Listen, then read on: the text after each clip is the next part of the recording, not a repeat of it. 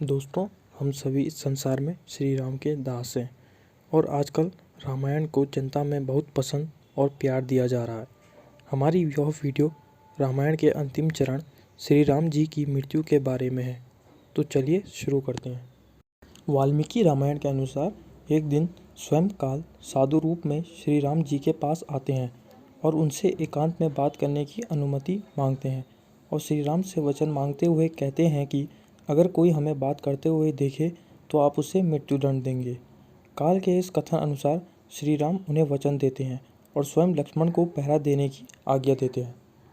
लेकिन जब श्री राम और काल वार्तालाप करते ही हैं कि उतने में ऋषि दुर्वासा प्रवेश करते हैं और लक्ष्मण से कहते हैं कि उन्हें तुरंत श्री राम से मिलना है।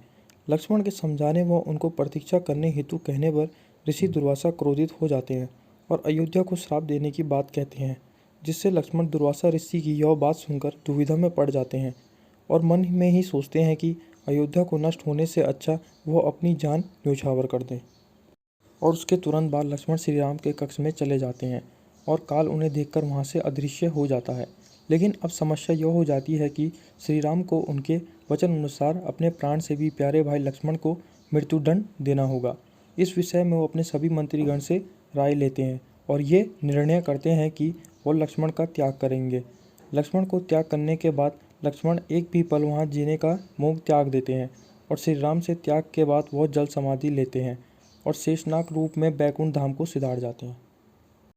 दोस्तों, इसमें एक रहस्य की बात यह है कि लक्ष्मण श्री राम से जाते जाते यह कहते हैं कि अगले जन्म में मैं आपका बड़ा भाई बनूंगा, क्योंकि मुझे आपकी यह आज्ञा न मानते हुए भी इसका पालन करना पड़ा। इसलिए अगले जन्म यानी द्वापर युग में लक्ष्मण कृष्ण के बड़े भाई बलराम के रूप में जन्म लेते हैं।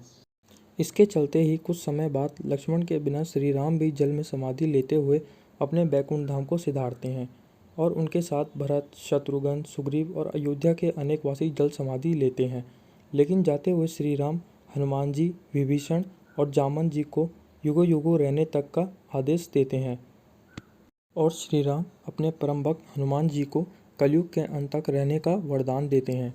इसलिए आज भी हनुमान जी के साक्षात होने के कई प्रमाण मिलते हैं। तो यह थी दोस्तों श्री रामचंद्र की अंतिम कथा। उम्मीद करते हैं आपको यह वीडियो ज़रूर अच्छी लगी होगी।